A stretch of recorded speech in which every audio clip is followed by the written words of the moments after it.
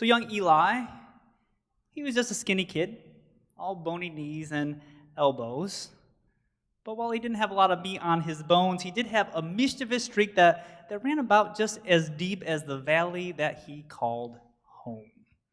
Now, by most standards, his family would have been considered dirt poor, but by the standards of rural Appalachia, they weren't doing much worse than anybody else. That being said, they didn't have electricity, they didn't have running water, and they did not have an indoor bathroom. All they had was an old outhouse that sat a ways from their small, weather-beaten cabin right along the edge of the river. And it needs to be said that young Eli, he hated that outhouse pretty much more than anything. In the winter, it was like sitting on a block of ice. In the summer, it was like sitting in the middle of an oven. And in all seasons, it was just foul. We're talking nasty. In his little boy imagination, he'd think of ways to get rid of it, but dreams of smashing it with a hammer and lighting it on fire were just that. They were just dreams. That is until one spring afternoon, after it had been raining for days and the river had risen so high that it was nearly touching that old outhouse. Now, in Eli's mind, that was a sign from God. Today, he thought, I am finally going to be free of that old outhouse. And he figured that if he could knock it over, his family would just assume that the river had undercut the bank and no one would be the wiser. And faced with this inconvenience, thought Eli, his parents would no doubt choose to upgrade to indoor plumbing. So Eli waited until he was all alone. He squared his little shoulders and he took a running start and hit that outhouse with everything he had. And to his delight, it shuddered, it tipped, and with one final heave, it fell right into that river. Grinning ear to ear, he watched it as it tumbled and it bobbed away.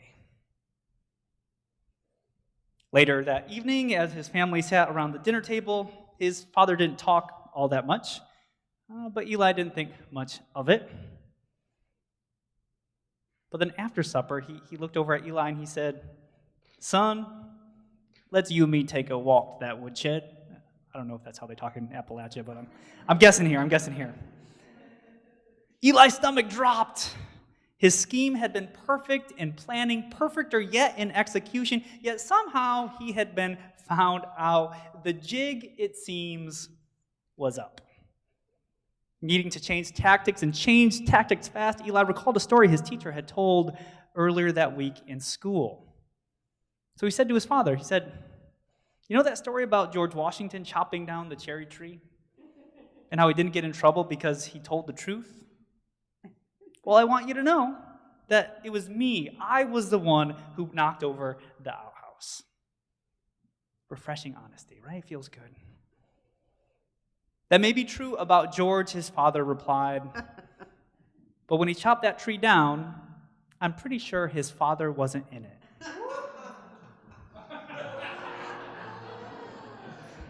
It's a thinker there.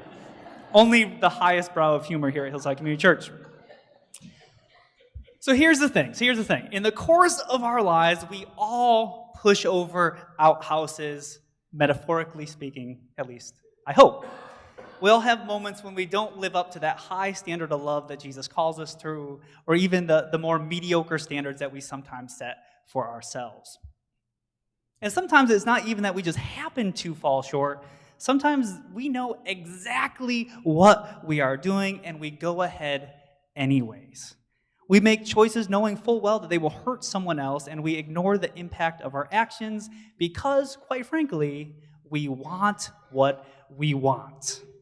In our little story, Eli knew what he was doing was wrong, but at the end of the day, he just did not care.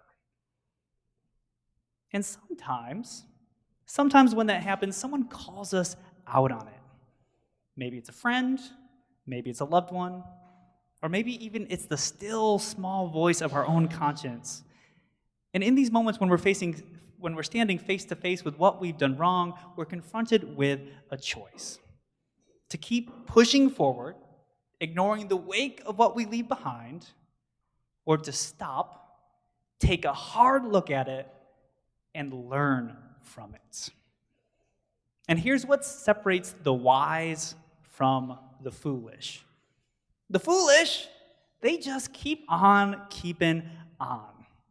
They brush off that gentle nudge of the truth, they shrug off all accountability, and they return again and again to the same patterns and the same mistakes that they've been making for years and years. In the colorful words of this morning's proverb, as a dog returns to his vomit, so do we, if we are not careful, return to our own folly. The wise, however, says this proverb, or the proverb points us to this, the wise learn. They look and they see the places that they've gone wrong, the moments they've hurt others, and they let those lessons honestly sink in. They take accountability, they let that experience shape them, and they let themselves be changed by it. They walk away from their toppled outhouses, so to speak, and walk forward with more love, more compassion, and more humility than before. And I think it may actually come as a surprise to some of us that this is exactly the kind of wisdom that we see embodied in Jesus. Because I know in the church we have a tendency to lift Jesus up as an object of devotion. We sing to him, we pray in his name, we enshrine his image in stained glass in windows, and just generally place him high above us as an example of moral perfection. And while it is right and good to give honor to Jesus, too often we lose sight of what is most important about him. Namely, he was a real, living, breathing, mistake-making person just like you and me. Yes, we believe he was the Son of God, but he was also just as much one of us. And it's that very humanness that makes him someone that we can learn from. Because had Jesus been flawless, we'd be left wondering how to walk in his steps. But the fact that he wrestled with the same stuff that we wrestle with, and in the process of the wrestling, he grew, he learned, and he changed, that makes him the kind of leader that we can actually follow. And there's a story in the gospel that gives us a glimpse into exactly this. So one day Jesus is walking along with his posse of disciples, and a non-Jewish woman, a Gentile, approaches him, and she's absolutely desperate. She literally throws herself at his feet, and she begs him to heal her child. Now, at that time and in that culture, there was a sharp divide between Jews and Gentiles. Prejudice and exclusion ran deep, and the Jews often used the slur dog to refer to Gentiles. So when this woman comes pleading for her daughter's healing, Jesus responds harshly. It's not right, he says, to take food from the children and throw it to the dogs. So in other words, it's not right to take the healing power that God has given me for the Jews and give it to the likes of you, a Gentile. Harsh words. But here's where the story takes a surprising turn. This woman, this steely, spectacular woman, she doesn't turn away, no. She doesn't get angry. Instead, she pulls a move straight out of Jesus' own playbook. She meets his cold words with grace and humility, reframing his harsh response as a humble plea for mercy. Yes, Lord, she says, but even the dogs under the table get to eat the crumbs that fall from the children's plate. And in that moment, Jesus does something pretty remarkable. He listens. He listens. He really hears this woman's words, and recognizing, I think, that he's been out-Jesused by her, he realizes that she is right. She doesn't try to justify himself or double down on his prejudice, right? Rather, he recognizes his prejudice in his original response, and he learns from it. Acknowledging his mistake, he immediately, on the spot, heals her daughter. And what is more, this moment proves to be a transformative point in Jesus' ministry, because from this point forward, his ministry expands, and it now expands to include all the Gentiles that he was previously prejudiced against. He starts sharing God's love beyond his own people and crossing boundaries that he had not before crossed, all due to the intervention of this woman. So the story, I think, gives us a beautiful picture of the kind of wisdom that this morning's proverb points to, because a wise person isn't a person that doesn't make mistakes. A wise person is one who is able to admit when they're wrong and is willing to learn, to grow, and to change their ways in response.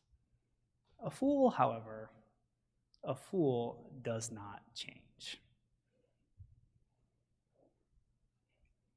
So, as always, the sermon is drawing to a general encouragement for us to be more like Jesus. Go and be more, that's what we say every week, right? Go and be more like Jesus. And this week specifically, you're being encouraged to stop toppling over outhouses in your lives and instead cultivate wisdom by admitting when you are wrong and learning and growing and changing in response, right? Nice little takeaway for you to put in your church doggy bags. Go home and be like Jesus.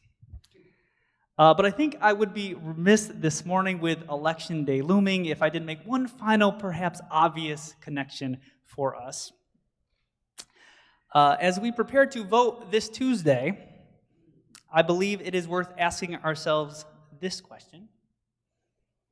If we want this kind of wisdom for our own lives, the kind of wisdom that admits when it's wrong and learns, grows, and changes in response, if we want that kind of wisdom for our own lives, shouldn't we want that kind of wisdom all the more in our country's leaders? Leaders who, by virtue of their position, will influence countless lives, both here and abroad, for generations to come.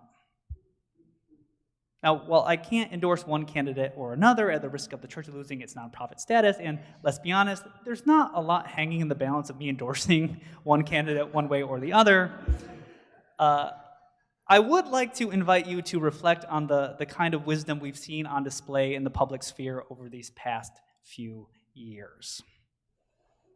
That is to say, there is a candidate in the presidential race who has shown repeatedly a profound refusal to take accountability. A candidate who will double down, triple down, quadruple down on falsehoods, right?